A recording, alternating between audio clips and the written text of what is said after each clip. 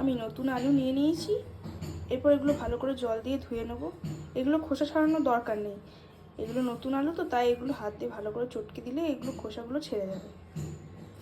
আলুগুলো আমি ভালো করে জল দিয়ে ধুয়ে নিয়েছি। এরপর আলুগুলো আমি 2 ভাগ করে কেটে নেব। আমি আলুগুলো 2 ভাগ করে কেটে নিয়েছি। সর্ষের তেল দিয়ে দিয়েছি। এরপর এই তেলের মধ্যে আমি সামান্য হলুদ আর সামান্য লবণ দিয়ে দেব। এরপর এতে আলুগুলো আমি দিয়ে দেব।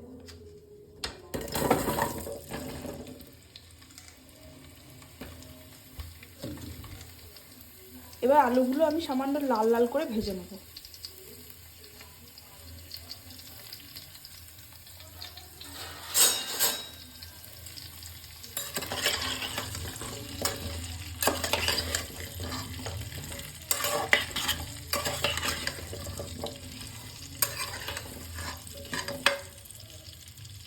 লাল লাল করে কষুক, এর মধ্যে ঢাকা দিয়ে দেব।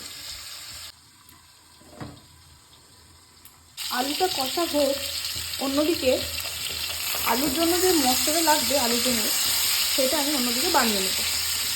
এর জন্য লাগবে আদা কুচি, টমেটো, পেঁয়াজ কুচি আর 2টো লঙ্কা। এটা পেস্ট বানিয়ে নেব। আলুগুলো প্রায় কষানো হয়ে গেছে। এবার এগুলো অন্য পাত্রে তুলে রাখবো। এবার তেলের মধ্যে গোটা জিরে,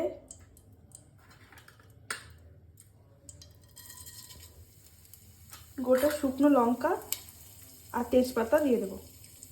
3টে জিনিসই দিয়ে দিয়েছি। এরপরে যে পেস্টটা বানিয়ে রেখেছিলাম সেটা দিয়ে দেবো।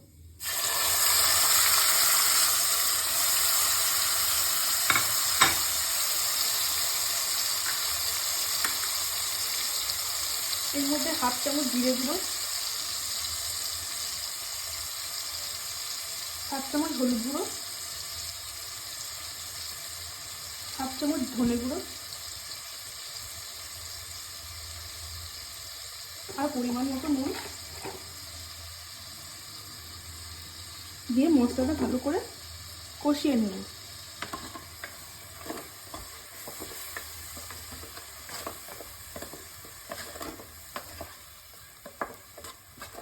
মশলাটা ততক্ষণ কষাবো যতক্ষণ না পর্যন্ত মশলাটা থেকে তেলটা বেরিয়ে আসবে। এতে সামান্য পরিমাণ কাশ্মীরি লঙ্কা গুঁড়ো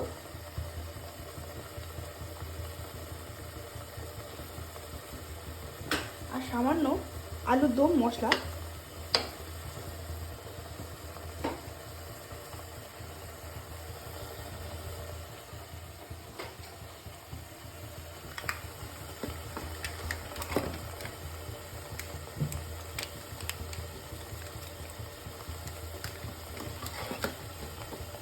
মশলাটা থেকে তেল যতক্ষণ না ছাড়বে ততক্ষণ এটা কষাবো।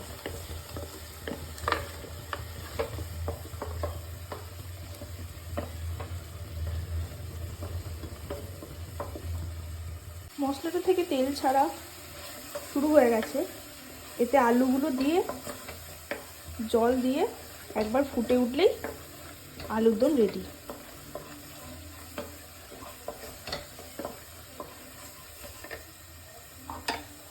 ভেজে রাখা আলুগুলো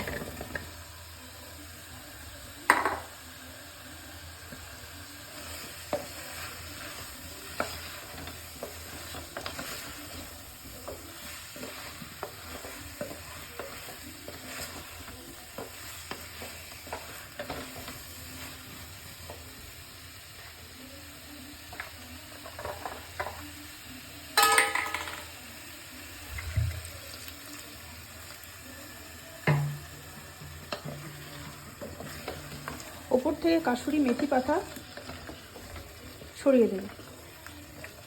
আপনারা চাইলে ধনে পাতাও দিতে পারেন, কিন্তু কাসুরি মেথি পাতা দিলে টেস্টটা অন্যরকম হয়। কাসুরি মেথি পাতা ছড়িয়ে দিলাম। উপর থেকে সামান্য আলুর দম মশলা ছড়িয়ে দিলাম। দেখুন কালারটা কত সুন্দর হয়েছে। এবার এটা কিছুক্ষণ ফুটুক।